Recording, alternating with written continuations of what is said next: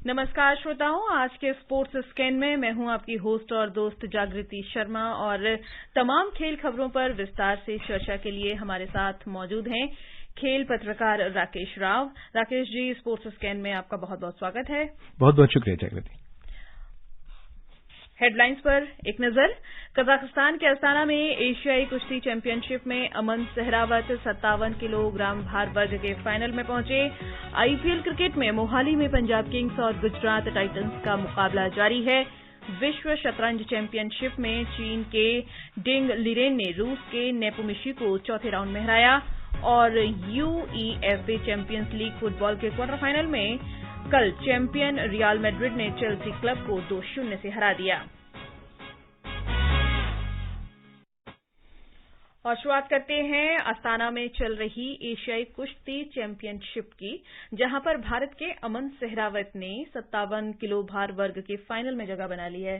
तो किस तरह से देखते हैं इसको कि अब फाइनल में जाएंगे इस साल? हालांकि वो अपना एक पदक जीत चुके हैं, अब किस पदक की उम्मीद करते हैं? देखिए, उम्मीद तो जाहिर सी बात है कि जब वो अपने अंतिम जब उनका जो लक्ष्य है, मतलब वहां तक जहां पहुंच गए और उनका अंतिम एक और मुकाबला है, तो गोल्ड तो खैर हम मान के चलते हैं कि गोल्ड आ सकता है। क्योंकि देखिए, इंडियन रेसलिंग जो है पिछले कुछ सालों में जैसे ऑलराउंड ग्रोथ है। अगर आप देखें कि छोटे से छोटे लेवल से लेके कैडेट से लेके सीनियर लेवल तक जो एक प्रोग्राम है, जो एक्सपोजर है, काफी अच्छे रिजल्ट आ रहे हैं। इसीलिए हम अभी ये भी देख रहे हैं, क्योंकि एशियन चैंपियनशिप जो है या एशियन कॉन्टिनेंट को अगर हम देखें तो यहाँ बहुत स्ट्रांग टीम्स हैं यहाँ पे।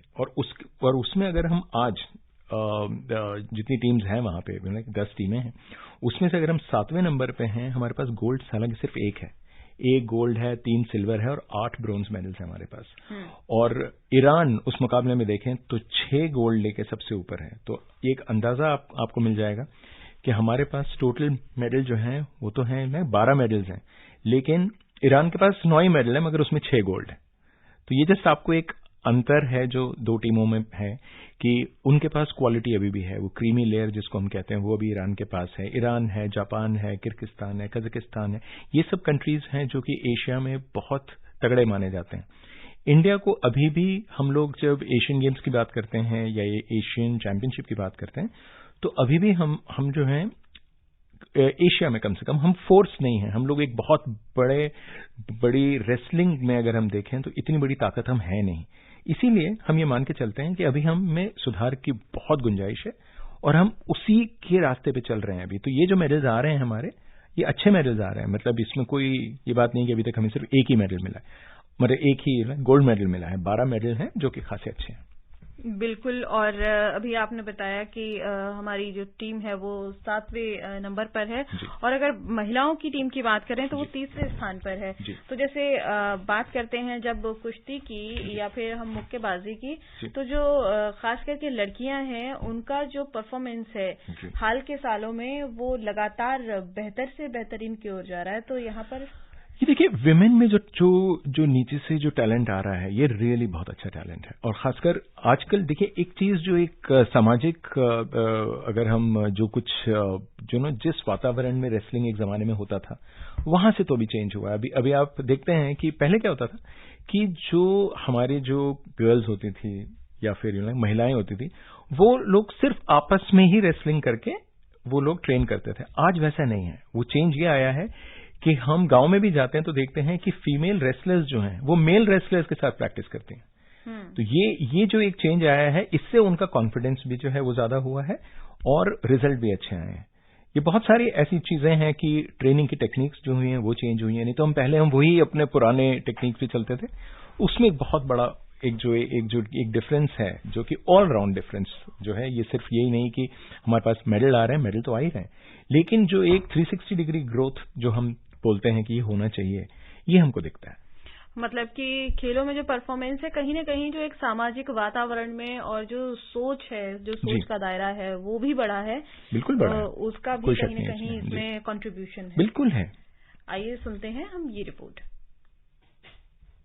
भारत के अमन सहरावत ने क्वार्टर फाइनल में जापान के रिकुतो अराई को 7-1 से हराने के बाद सेमीफाइनल में चीन के वान हाउ झू को 7-4 से पराजित किया। पिछले वर्ष अंडर 23 विश्व चैंपियनशिप जीतने वाले सहरावत स्वर्ण पदक के लिए किर्गिस्तान के अल्माज समानबेकोव से मुकाबला करेंगे। सहरावत का ये इस वर्ष का दूसरा पदक होगा। उन्होंने फरवरी में जागरेब ओपन में भी कांस्य पदक जीता था। दीपक कुकना 79 किलो भार वर्ग में और दीपक नेहरा 97 किलो भार वर्ग में कांस्य पदक के लिए मुकाबले में उतरेंगे। उधर भारतीय महिला पहलवानों ने चैंपियनशिप में कुल 7 पदक जीते हैं। इनमें 2 रजत और 5 कांस्य पदक शामिल हैं। इसके साथ ही भारत ने महिला टीमों की रैंकिंग में तीसरा स्थान हासिल कर लिया है। अंतिम पंघाल ने 53 किलोग्राम भार वर्ग में और निशा दहिया ने 68 किलोग्राम भार वर्ग में रजत पदक जीता है। अंशु मलिक, सोनम मलिक, मनीषा और रितिका ने प्रतियोगिता में कांस्य पदक हासिल किए हैं। भारत ने प्रतियोगिता में अब तक 11 पदक जीते हैं। ग्रीको रोमन पहलवानों ने 4 पदक जीते, जबकि महिला पहलवानों ने 7 पदक अपने नाम किए। Athar Saeed, sports can.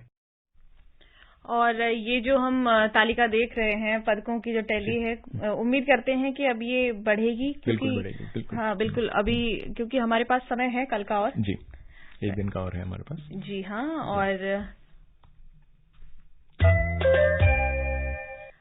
अब बात कर लेते हैं क्रिकेट। और क्रिकेट की जब बात करेंगे तो आईपीएल क्रिकेट में इस समय गुजरात टाइटंस और पंजाब किंग्स के बीच में मुकाबला चल रहा है। और आपको बता दें कि गुजरात टाइटंस ने टॉस जीतकर पहले गेंदबाजी का फैसला किया है और इस समय पंजाब किंग्स बल्लेबाजी कर रहा है। ताजा समाचार मिलने तक पंजाब किंग्स ने 12 ओवर में 3 विकेट खोकर 91 रन बना लिए हैं।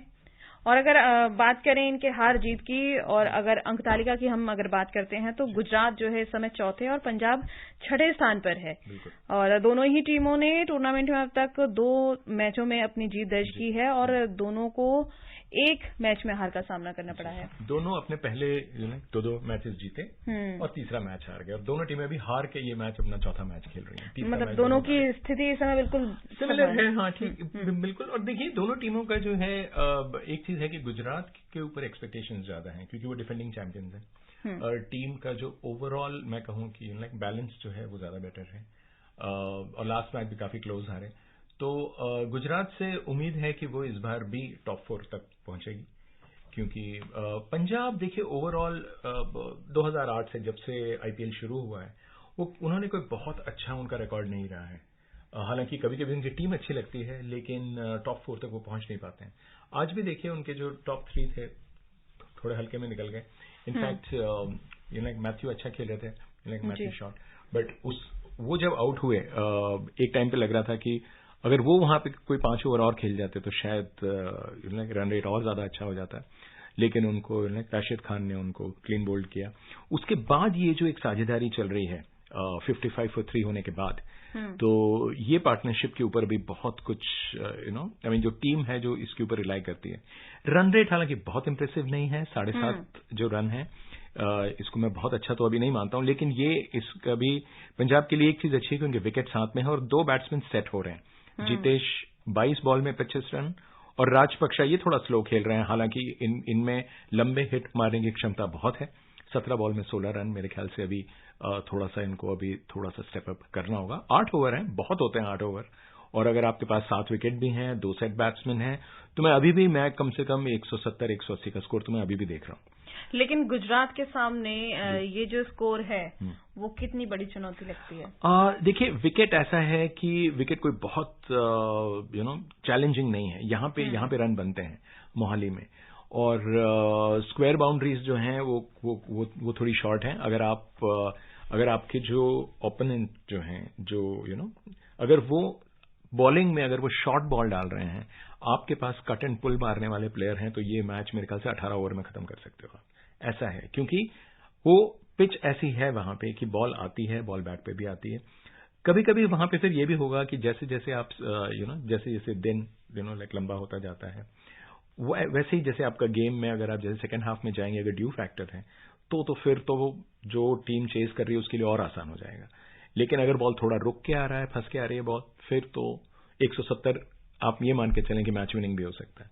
तो बहुत सारे फैक्टर्स होते हैं, क्रिकेट में जैसे हम बात करते हैं सिर्फ और सिर्फ रन और स्कोरबोर्ड ही नहीं होता है, बहुत सारे फैक्टर्स हैं जो चेंज होते हैं, वेरिएबल्स हैं, वो चीज बदलते रहते हैं। तो बहुत सारी चीजें ऐसी हैं जो हम एक दूर बैठ के हम शायद उसका सही आकलन ना कर पाए, लेकिन ये जरूरी है कि हम समझें कि पैटर्न क्या है और उनके पास कौन से बॉलर्स हैं जो आज चल रहे हैं और कौन से नहीं चल रहे हैं, क्योंकि बिल्कुल सामने वाला कप्तान भी यही सोचता है कि कौन से बॉलर्स को टारगेट करना है। तो अभी भी पंजाब यही कर रही होगी कि हमारे पास 8 ओवर बाकी हैं, हमें किसे टारगेट करना है। और अब बढ़ते हैं शतरंज चैंपियनशिप। विश्व शतरंज चैंपियनशिप 2023 के चौथे राउंड में एक अंक से पीछे चल रहे चीन के डिंग लिरेन ने शानदार वापसी करते हुए रूस के यान नेपोमुशी के खिलाफ न सिर्फ जीत दर्ज की, बल्कि उन्होंने विश्व चैंपियनशिप का कुल स्कोर भी 2-2 करने में सफलता हासिल कर ली है। जी, इस जीत के क्या मायने हैं? देखिए, बहुत इंपॉर्टेंट है ये तो। देखिए, ये पहली बार ऐसा हो रहा है कि चाइना के एक खिलाड़ी वर्ल्ड चैंपियनशिप के लिए खेल रहे हैं। अगर ये जीत जाते हैं तो वो वर्ल्ड चैंपियन बनेंगे। और ये दोनों जो खिलाड़ी हैं, ये एक्चुअली अगर आप देखें तो इनमें से जो डिंग लिरेन है उनका वहां पे खेलने का नहीं बन रहा था, क्योंकि जो करंट वर्ल्ड चैंपियन है उन्होंने ये कहा लास्ट टाइम जीतने के बाद कि अब मैं वर्ल्ड टाइटल अपना डिफेंड नहीं करूंगा। तो 2013 से लेके 2023 तक 10 साल वो लगातार चैंपियन रहे। इस बार उन्होंने कहा मैं नहीं खेल रहा हूं, ये वाला मैच में नहीं खेलूंगा, इसलिए डिंग लिरेन को मौका मिला है खेलने का। लेकिन जैसे ही वो दूसरी बाजी हारे, पहला वाला ड्रॉ हुआ, दूसरा वो हारे, तो लोगों को सडनली लगा कि ये डिंग लिरेन ने क्या किया, क्योंकि जिस आसानी से हार गए थे वो लोगों को एक शॉक भी लगा। लेकिन जो लोग डिंग लिरेन को जानते हैं, उनकी वर्ल्ड रैंकिंग नेपोमुशी से ऊपर है और बेहतरीन खेलते हैं, और वो उन्होंने आज साबित किया। 47 मूव्स में उन्होंने हराया है उनको, और खासा कॉम्प्रिहेंसिव विन है। और अब वो जो एक इंटरेस्ट था, मान लीजिए कि नेपोमुशी ये वाला भी जीत जाते, क्योंकि पिछली बार भी वो जब वो खेले थे ब्लैक पीसेस से जीत गए थे दूसरी बाजी। चौथी बाजी ये जीत के उन्होंने ये साबित कर दिया कि ठीक है, अभी गेम 2-2 पे है, इंटरेस्ट वापस आ गया है टूर्नामेंट में। क्योंकि मुझे याद है सेकंड गेम के बाद बहुत सारे एक्सपर्ट्स ने कहा कि ये डिंग लिरेन को हुआ क्या है, क्योंकि ये तो उम्मीद ही नहीं थी कि इतना खराब खेलेंगे। लेकिन देखिए 48 घंटे की बात और सब चेंज हो गया, उन्होंने बदल दिया उन सब बिल्कुल आलोचनाओं को, बिल्कुल प्रशंसाएं बन गई। और अगर हम अपने घर की बात करें तो मुंबई में शानमुखापुल्ली ने 6ठी फिडे रेटिंग शतरंज चैंपियनशिप का खिताब जीत लिया है। आज टूर्नामेंट में कई उतार चढ़ाव देखने को मिले। शानमुखी के खिताब की दौड़ में शामिल होने की उम्मीद भी नहीं थी। आंध्रा के 8वीं वरीयता प्राप्त पुल्ली ने दर्श शेट्टी के साथ ड्रॉ खेला और वो अन्य खिलाड़ियों के साथ टाई ब्रेकर में पहुंच गए। टाई ब्रेकर में शानमुखापुल्ली को विजेता घोषित किया गया।